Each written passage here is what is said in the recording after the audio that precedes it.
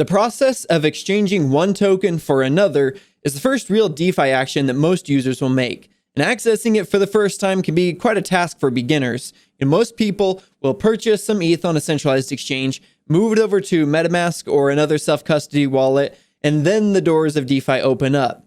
In a way, it's good that many people will use the traditional banking system and centralized exchanges first, because it makes it painfully clear how superior a decentralized system is from a user experience perspective, for those who learn how to use it and are comfortable with the responsibilities that come with it.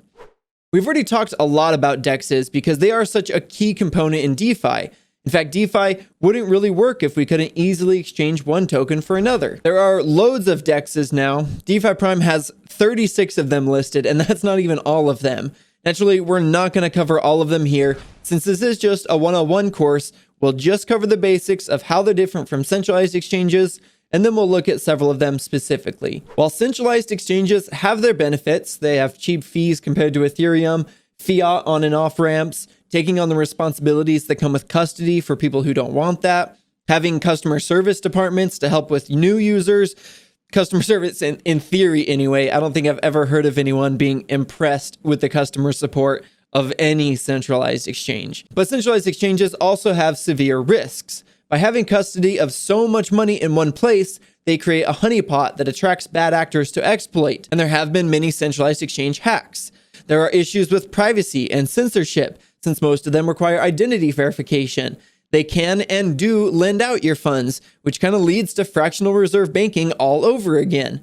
And specific to DeFi, they can use your governance tokens to vote on the direction of protocols, which counteracts the decentralized goals of those protocols. This is part of why January 3rd, the anniversary of Bitcoin's Genesis block, is also the annual Proof of Keys Day, where everyone is encouraged to pull all of your crypto out of centralized exchanges and self-custody it to make sure that they are actually holding it and aren't lending it out. In a decentralized exchange, there's no identity verification. You don't even need to make an account to use them. You only need to connect your wallet, and then you maintain complete control of your funds. They have the easiest UIs to navigate and far more tokens to exchange than any centralized exchange. Again, there are benefits and drawbacks of both, and I personally use both. They're different tools for different purposes. Now let's talk about how DEXs work. Most DEXs out there now don't use order books like traditional exchanges. They use an automated market-making system that I've mentioned a few times already. Here's how it works on a high level. Each trading pair has a liquidity pool containing a bunch of both tokens. When you do a trade, you sell one token that goes into the pool and you buy another which comes out of the pool. In most DEXs, the price per token is determined by the ratio of the two tokens in the pool. This is calculated by the constant price formula. So if Ethereum is $3,500 and there's a liquidity pool of ETH and DAI, there will be 3,500 times more DAI in the pool than ETH. That way the price is equal to 1 ETH for 3,500 DAI. The formula for this is X times Y equals K, where X and Y are the number of tokens in the pool, number of each tokens in the pool, and K is them multiplied together. K is a constant, so for the price of one token to go up, the price of the other one must go down. Now, a little side note there, if the price of DAI goes down because people are buying ETH out of that, then other people are going to buy that DAI, which is now cheaper, sell it somewhere else, and then arbitrage it to keep DAI at the same steady peg at $1. I mentioned most DEXs do this, but Uniswap improved upon the constant price formula with their V3 protocol by creating concentrated liquidity. Without digging into the weeds too much, I'll just say that concentrated liquidity is a lot more capital efficient, and then it allows for less slippage, so better prices for large orders, than the constant price formula. I've linked a great Finematics video that explains it clearly, so you can check that out after this one. But for now, let's continue. This trading pair system, where you choose two tokens in a pool and you swap one for the other, is similar as far as the user experience goes to a centralized exchange, which has a list of trading pairs to choose from. But what if you wanted to trade two tokens and there's no trading pair for them? Let's say I wanted to trade DAI for the Yearn Finance YFI token. There's no liquidity pool on Uniswap that contains both DAI and YFI. So what Uniswap and other automated market makers do is they route this through multiple pools. In this case, my 100 DAI goes into the DAI ETH pool, and then ETH is moved to the ETH YFI pool, and then YFI goes into my wallet. So DAI goes from my wallet to the DAI pool, ETH goes to the ETH YFI pool, and YFI goes into my wallet. And this happens all in one transaction.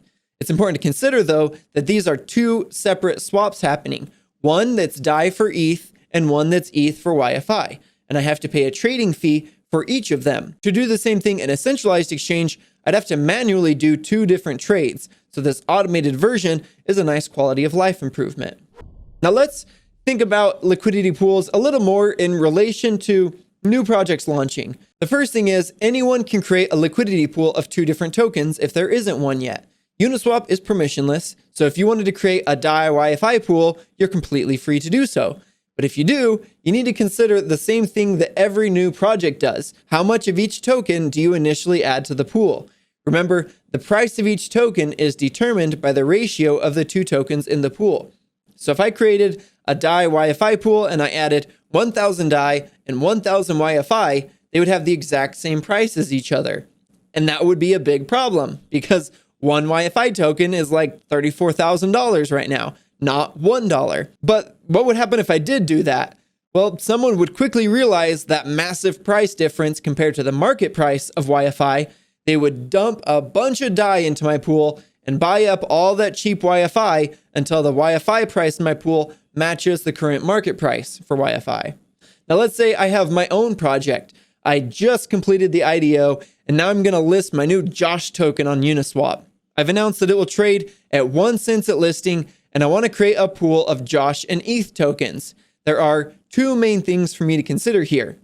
How much liquidity do I add? And what is the ratio of ETH to Josh tokens? Now let's say I'm going to add $500,000 of ETH and $500,000 of Josh so that there's $1 million of initial liquidity, which is a really good starting point. If one ETH is $3,500, I need to add about 143 ETH to equal $500,000. If I want Josh tokens to be 1 cent, I need to add 50 million of them to equal $500,000.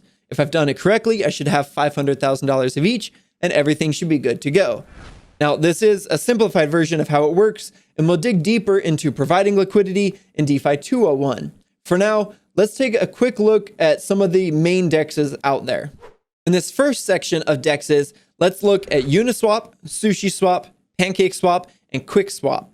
From a beginner user experience standpoint, these are all very similar, and they each have the simple swap feature that most users will want.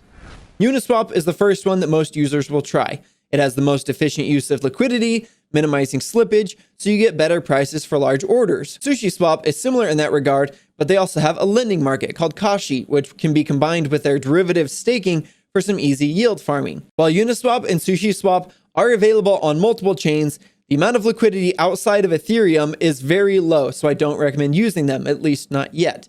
At this time, for our purposes, we'll only focus on using them on Ethereum. PancakeSwap is the biggest DEX on Binance Smart Chain, so it gives access to that ecosystem, which has much lower fees and many newer projects that are only on BSC. However, BSC is also very centralized, so anything built upon it is inherently centralized as well. And since Binance often finds itself in regulatory crosshairs, there's a big question regarding the future of the entire BSC network, and honestly of Binance in general. Now, QuickSwap is the biggest DEX on Polygon, a layer 2 scaling solution for Ethereum. This way, you can have cheaper fees while benefiting from the security offered by the Ethereum network. Being built on Polygon, QuickSwap is fast and easy to use and more decentralized than PancakeSwap since it's not on BSC, but it also has the least amount of liquidity among these exchanges by far. Let's look at the liquidity of each of them. Now, unless there's an issue on my end, it looks like SushiSwap doesn't show real-time data on liquidity, so we'll take a snapshot from October 5th for each of them. QuickSwap had just under 700 million in liquidity, PancakeSwap was just under 5 billion, SushiSwap was just under 4.5 billion, Uniswap V2 was 4.75 billion, and Uniswap V3 had 2.87 billion. Remember, Uniswap V2 and V3 are different smart contracts, so the liquidity is separate from each other. Also keep in mind Uniswap V3 will generally have less slippage even with less liquidity because it is more capital efficient because they use their concentrated liquidity model rather than the constant price formula that, as I mentioned earlier. Now, as far as tutorials go in this course, I'll show you how to use Uniswap and I'll show you how to bridge assets from ETH to BSC, and to Polygon so that you can use PancakeSwap and QuickSwap as well. After you learn how to use one of these dexes, it's easy to use one of the others. Now, there are a lot more dexes than those four, and I want to briefly cover a few of them. The largest dex of any by TVL is Curve Finance. Curve is an automated market maker, but their focus is specific to token pairs that are supposed to have the same value, like stablecoins, and they're extremely efficient at it. They're also great at making their website look like Windows 98. Curve obviously fulfills a crucial role in DeFi with extremely efficient stablecoin trading, and it works on Ethereum as well as several others, although the vast majority of the liquidity is on Ethereum. The next one I want to cover is Balancer. Balancer is unique because it offers the same options as AMMs like Uniswap, but it also gives users the ability to create unique liquidity pools with more than 2 tokens, with each token having a constant ratio in that pool. So I can make a pool that is 50% wrapped ETH, 25% Uni, and 25% wrapped Bitcoin. Then as these tokens change prices, traders are incentivized to arbitrage the differences, and then I, as the pool owner, collect fees from their trades. It's basically like creating your own index fund or hiring a broker, but rather than paying someone to manage and balance your portfolio, the smart contract and market participants do it for you, and they pay you fees. It's actually pretty brilliant. The last DEX type I want to cover are aggregators. 1inch and Total are the biggest ones for this, although wallets like MetaMask also offer this. Exchange aggregators are made possible by DeFi's composability.